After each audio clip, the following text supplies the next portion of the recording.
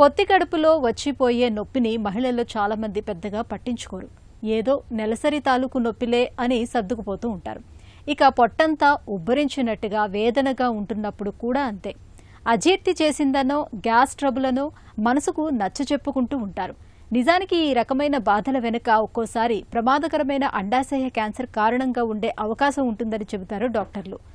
మహిళలకు ప్రాణాంతకంగా పరిణమించే అండాశయ క్యాన్సర్ గురించిన పూర్తి వివరాల్ని ఇప్పుడు తెలుసుకుందాం.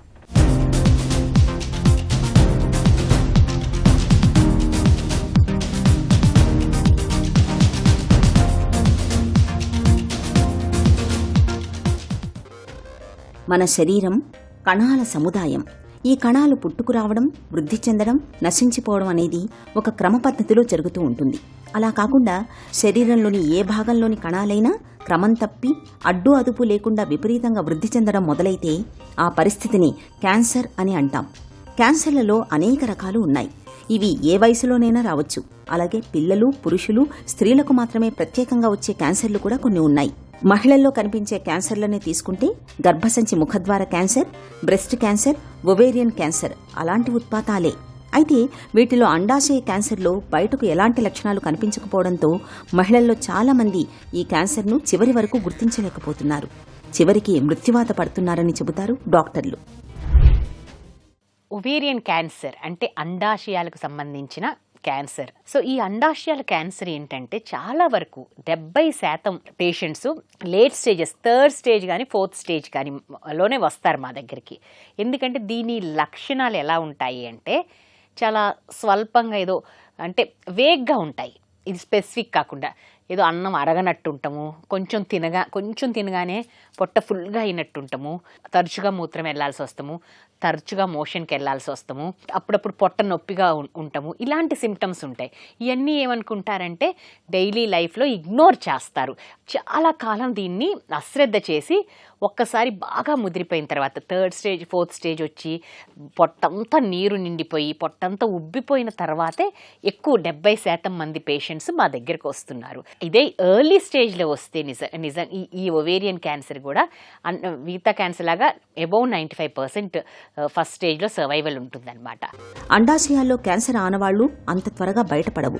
దీంతో చాలా మంది మహిళల్లో అండాశయ క్యాన్సర్ చివరి దశలోనే బయటపడుతుంది. అయితే కొన్ని అనుమానిత లక్షణాలను గమనించుకోవడం ద్వారా అండాశయ క్యాన్సర్ను తొలి దశలోనే గుర్తించే వీలుంది.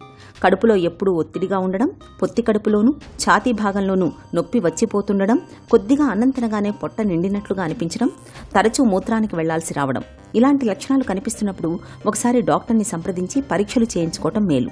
ముఖ్యంగా కుటుంబంలో ఇంతకుముందే రొమ్ము క్యాన్సర్, కొలెన్ క్యాన్సర్, అండాశయ క్యాన్సర్ చరిత్ర ఉన్నప్పుడు తరచుగా ముందస్తు పరీక్షలు చేయించుకుంటూ ఉండాలి. మరో ముఖ్యమైన విషయం ఏంటంటే అండాశయ క్యాన్సర్కు వయసు కూడా ఒక ప్రధాన కారణమే. మెనోపాజ్ దశకు చేరుకున్న వారిలో హార్మోన్ల సమతూకం దెబ్బతినడం వల్ల కూడా అండాశయ క్యాన్సర్ వచ్చే అవకాశాలు ఉంటాయి. ఋతుక్రమాన్ని నియంత్రించే మందులు, అధిక బరువు, స్థూలకాయం, పిల్లలు లేకపోవడం ఇవన్నీ అండాశయ క్యాన్సర్ను తెచ్చిపెట్టే అంశాలే అంటారు నిపుణులు.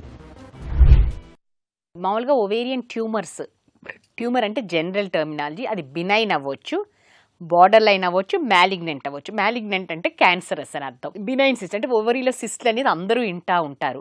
ఆ సిస్ట్లు కూడా చాలా రకాలు ఉంటాయి అన్నమాట. సింపుల్ సిస్ అంటే ఒట్టిగా నీటి బుడగలాగా లోపల ఏముండదు, ఒక లేయర్ పొర ఉండి ఆ లోపల నీరు ఉంటుందన్నమాట, నీటి బుడగలాగా ఉంటుందన్నమాట. దాన్ని సింపుల్ సిస్ అంటారు.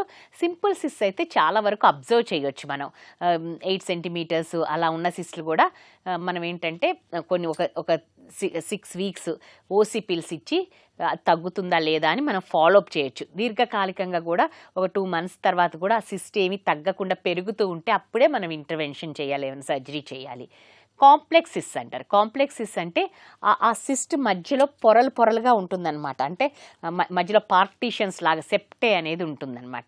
అది ఉన్నప్పుడు అవి కొంచెం డేంజరస్ అంటే అవి ఒక్కొక్కసారి క్యాన్సర్ అయ్యే అవకాశాలు ఎక్కువ ఉంటాయి అన్నమాట. కాంప్లెక్స్ సిస్ట్ అనేది ఉంటే ఎప్పుడైనా సర్జరీకి వెళ్తాం.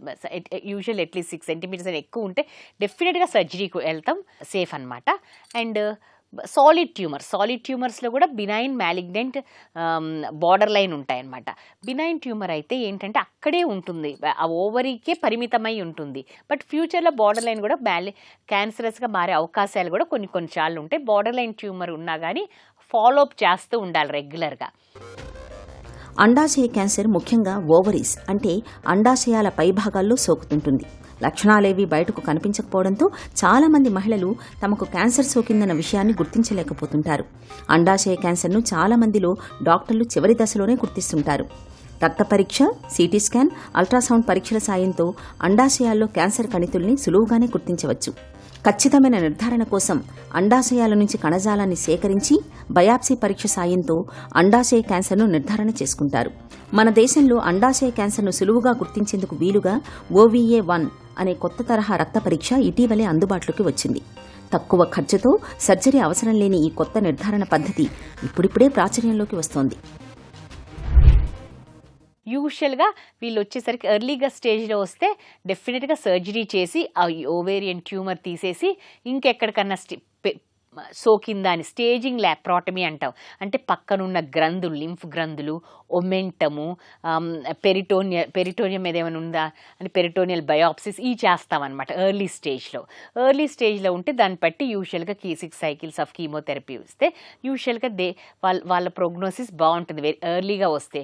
ఇప్పుడు 3rd స్టేజ్లో పొట్టంతా నీరు చేరి అంతా స్ప్రెడ్ అయిన తర్వాత వచ్చినప్పుడు వాళ్ళ జనరల్ కండిషన్ పట్టి వాళ్ళు ఈ సర్జరీ అంటే ఆల్వేస్ ప్రైమరీగా ఫస్టే సర్జరీ చేస్తాం అనేది గోల్డ్ స్టాండర్డ్. బట్ ఒక్కొక్కసారి మనం సర్జరీకి వెళ్ళినా కానీ మొత్తము రెడ్యూస్ చేయలేమంటే ఆప్టిమల్ సైటో రిడక్షన్ అంటారు. అంటే ఎన్ని డిపాజిట్స్ ఉంటే మొత్తం ట్యూమర్ క్లీన్ చేయాలి. అలా క్లీన్ చేయలేము ఏ కారణం వలనైనా, అంటే మరి పేగుల మీద అన్నిటి మీద స్ప్రెడ్ అయి ఉంది, తీయని పరిస్థితిలో ఉంది, ఆర్ పేషెంట్ జనరల్ కండిషన్ అంత పెద్ద సర్జరీకి అంటే ఇంత పెద్ద సర్జరీ చేయాలంటే డెఫినెట్గా 7-8 గంటలు పట్టుద్ది. జనరల్ కండిషన్ అంటే ఎనస్థీషియా అంత తట్టుకోలేని పేషెంట్స్లో ఏం చేస్తామంటే ఫస్ట్ కీమోథెరపీ ఇచ్చి 3-4 cycles ఇవ్వగానే ఈ ట్యూమర్ డిపాజిట్స్ అన్నీ తగ్గిపోతాయి. ఆ తర్వాత సర్జరీకి అంటే అప్పుడు సర్జరీ తీవ్రత కానీ కొంచెం తగ్గుతుంది. ఆ తర్వాత సర్జరీకి వెళ్తాము. అయితే సర్జరీ చేసిన తర్వాత కూడా కీమోథెరపీ అనేది 6 cycles యూజువల్గా ఇస్తాము. ఇచ్చిన తర్వాత ఫాలో అప్ చేస్తాం. ఒక ట్యూమర్ మార్కర్ అని ఉంటుంది, CA-125 అంటాం. CA-125 అనేది ఓవేరియన్ క్యాన్సర్ ట్యూమర్ మార్కర్. ఈ CA-125 మార్కర్ పెరుగుతుందా, అల్ట్రాసౌండ్ చేసి ఏమన్నా ఎక్కడైనా డిపాజిట్స్ ఉన్నాయా అని చూసుకుంటాం అనమాట. ఒకవేళ నిజంగా CA-125 పెరిగి డిపాజిట్స్ ఉంటే యూజువల్గా రికరెన్స్ అనేది కామన్ ఓవేరియన్ క్యాన్సర్లో. ఎందుకంటే వాళ్ళు వచ్చేసరికి లేట్ స్టేజ్లో వస్తారు కాబట్టి అప్పుడు మళ్ళీ కీమోథెరపీ ఇస్తాము. అలా ఆ డిసీజ్ని కంట్రోల్ చేస్తాం. అండాశయాలకు క్యాన్సర్ సోకినప్పుడు ఆపరేషన్ చేసి క్యాన్సర్ సోకిన కణజాలాన్ని తొలగించడం, తదనంతరం క్యాన్సర్ కణితులు మళ్లీ పురుడు పోసుకోకుండా కీమోథెరపీ చేయాల్సి ఉంటుంది. అండాశయ క్యాన్సర్కు ఆపరేషన్ చేసినప్పుడు చాలా వరకు 2 అండాశయాల్ని తొలగిస్తుంటారు. ఇలాంటప్పుడు మహిళల్లో ఋతుచక్రం పూర్తిగా నిలిచిపోయే అవకాశం ఉంటుంది. అండాశయ క్యాన్సర్ను అడ్డుకునే ఔషధాల తయారీకి ప్రపంచవ్యాప్తంగా అనేక పరిశోధనలు జరుగుతున్నాయి. ట్రాబెక్టెడిన్ అనే కొత్త ఔషధం క్లినికల్ ట్రయల్స్ను పూర్తి చేసుకుని త్వరలో అందుబాటులోకి రానున్నట్లు పరిశోధకులు చెప్తున్నారు.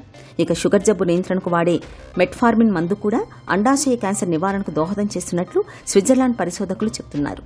అండాశయ క్యాన్సర్ ముదిరిపోయిన తరువాత దానికి చికిత్స చేయడం చాలా కష్టసాధ్యం. కాబట్టి ఈ క్యాన్సర్ను ముందుగానే గుర్తించడం చాలా ముఖ్యం. ఈ విషయాన్ని మనమందరం తప్పకుండా గుర్తుంచుకోవాలి.